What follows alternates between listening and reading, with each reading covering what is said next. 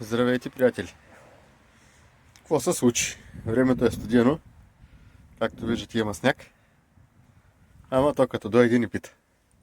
Сега.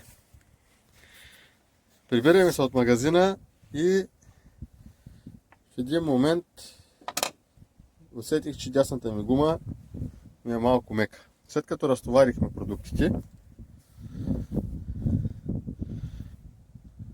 реших да напомпя гумата, понеже имам такова компресорче, което се включва в запалката.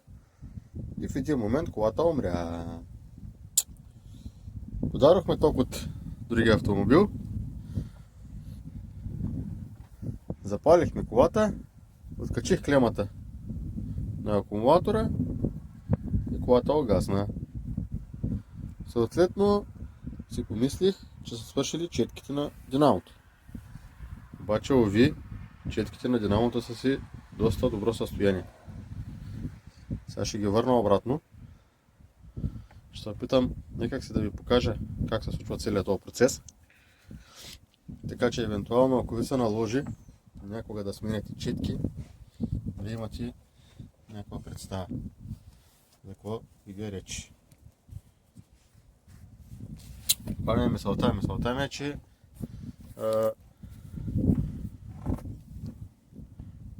проблемът не е тук. Оказва се, че проблемът много вероятно е да е от лампичката на таблото. Нещо, на което аз не обърнах внимание в първия момент. Казвам не обърнах внимание, защото не ми е минало пресекала, че е възможно една лампичка на таблото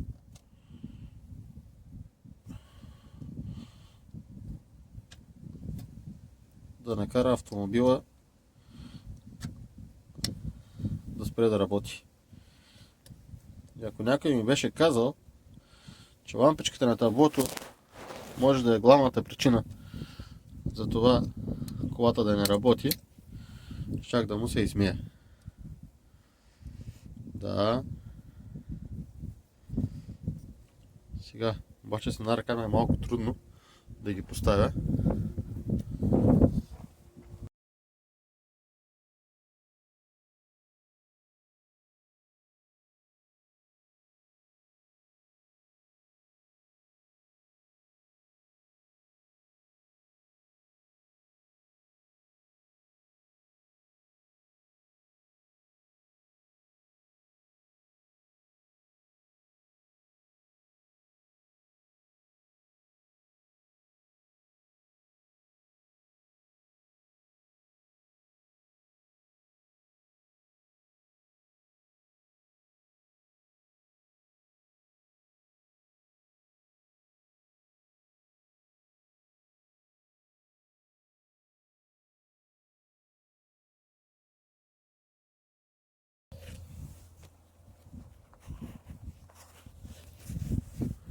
Ето тук има едно капаче, което се поставя.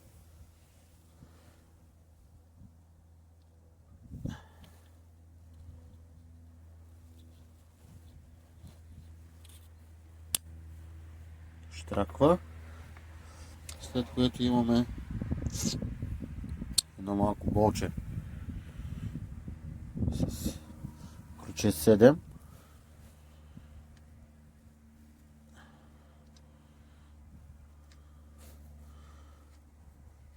Искам само да ви кажа, че в момента е минус 6 градуса и е някаква страшна драма. И ми е трудно да снимам. Ще ви обясня набързо какво се случва. Тук имаме едно болче 7, тук имаме две гайки осмици и това е за четките с... Общо взето това е за четките. След което монтираме капака, имаме един кабел и една буксичка, която трябва да се закачи. Общо взето това е за динамото. Ще го сглобя и ще ви покажа. Това е, сглобихме динамото. Тук има едно болче, тук е другото болче, тук долу е третото болче, имаме едно болче отдолу за скобата на кабелчето Тук е с ключе 13 се развива гайката и тази буксичка се откача. Елементарно е, удобно е, начало ме. Просто избързах с диагнозата. Помпихме гумата, както казах. Колата умря. Подадохме ток, без да проверя какво се случва вътре. Откачих акумулатора след като я запалихме. Двигателът огасна. И си помислих, че са четките. Без да проверявам нищо повече. Понеже се началувам, разглобих ги набързо. Обаче, да, ама не. Не са четките. При втора проверка установих, че лампата на таблото не свети. Когато подам контакт, лампичката на акумулатора няма индикация.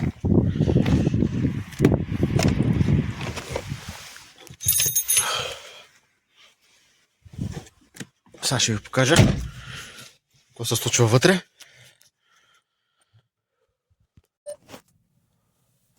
Какво се случва вътре? Подаваме на контакт и както можете да видите, акумулатора го няма. Не свети. Сега трябва да разглобя тази пластмаса тук, духалките да изваря, вътре има едни болчета, трябва да се развият. Да изваря пластмасата, та болца държи вътре на две болчета и тях трябва да ги развия. Имам подобно видео за това как се сваляли табло, няма да ви показвам. Ако не сте го гледали, можете да видите в канала видеята. Там съм обяснил подробно как се случва всичко. И ще се видим вече в къщи, на топло, след като съм свалил таблото. Така, вече сме вътре на топло. Какво трябва да направим? Тук имаме едно болче. От другата страна имаме едно болче. И тук отдолу имаме едни щипки, които се чупят страшно лесно. Трябва да внимаваме много с тях, като ги разглобяваме.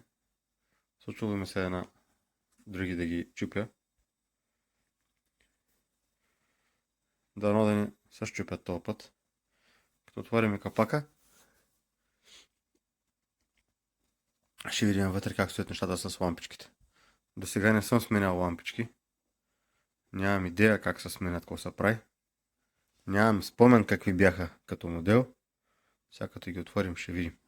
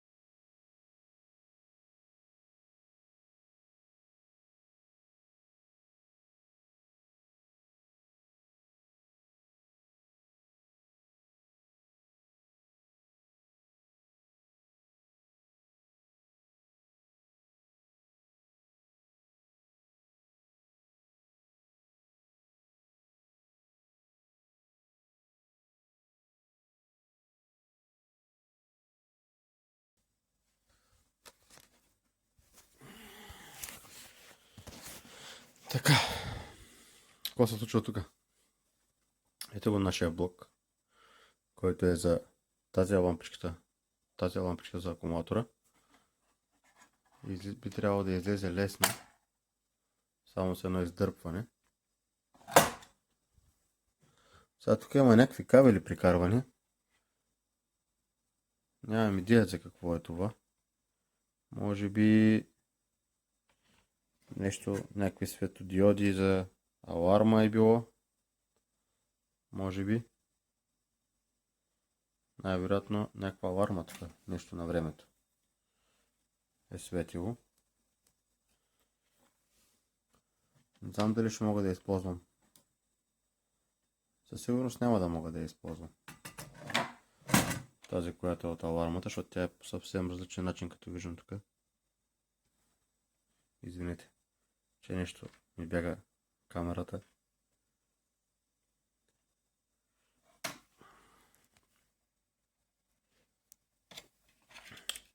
Но може би ще опитам да разменя лампичката от ръчната. Да я сложа на място на акумулатора. И така да опитам да спася положението. В момента нямам откъде да използвам. Нямам откъде да взема друга лампичка. Трябва да откопчая това тук. И да видя вътре как стоят нещата с лампичките. Откопчахме черната пластмаса. Както казах, изкарах лампичката от ръчната и я поставих на място на акумулатора. А тази, която е изгорялата, ще видя утре, като отворят магазините, да ходя някъде да търся такава лампичка и евентуално в бъдеще да я сменям. Надявам се наистина това да е причината за незареждането на акумулатора. И остава сега да го сглобя и да тестваме, да видим дали всичко е наред. Остава само акумулатора да се зарежда. Ще го изчакам и него малко да възбуди. През това време ще сглобя тук тия неща. Ще сглобя... Всъщност няма да бързам да сглобявам таблото, защото да не стане така да го сглобя и после да трябва пак да го разглобявам. Първо ще пробваме и тогава. Така, в колата сме. Закачих буксата на таблото. Да тестваме, да видим дали ще светне лампичката. Да видим какво ще стане. Ако светне лампичката, добре е. Хора, ужасно е студено. Проблем. Лампичката не светва. Това не е добре.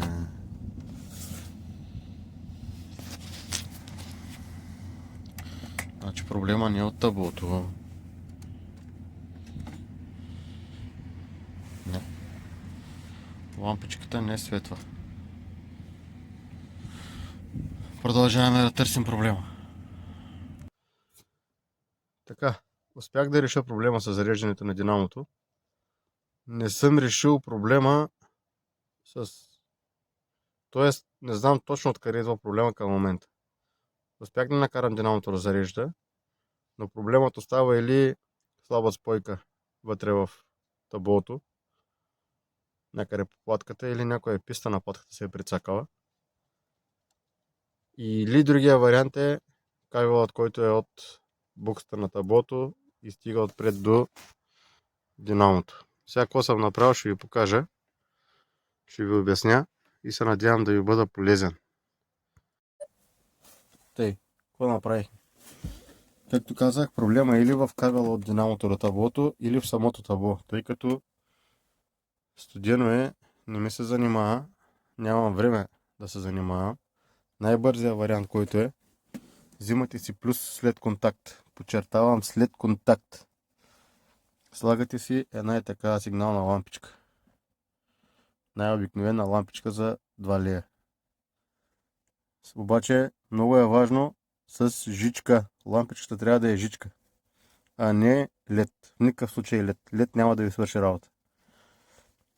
Плюс след контакт между динамото и мястото, откъдето си взимате плюс, поставяте лампичката. Тоест, тръгва кабел от плюса след контакт, стига до динамото, по средата трябва да има лампичка. Аз съм се сложил за сега тук, по-нататък ще гледам да го оправя това нещо, да не е тъй. Като се постопли времето, ще видя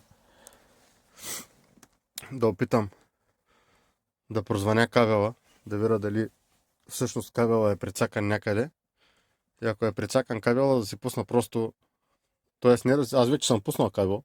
Същия този кабел да си го използвам, да си го кача горе до буксата и тази лампичка да отпадне. Ама това е време. Това отнема време. По-бързо ми беше да пусна кабел директно до динамото И като си отида ваканция на лято, в България имам добър електричар, да закарам таблото да ми го прегледа, да види за слаби спойки и така нататък. Ако има нещо, да си го оправя и да се стане както трябва. Към момента това съм направил. Плюс след контакт, лампичка, прикарал съм кабела през купето. Там отдолу излиза. Сега не знам дали ще можете да го видите. Ама тия, които имате пасати, предполагам, знаете. Там долу има една тапичка, оттам минава.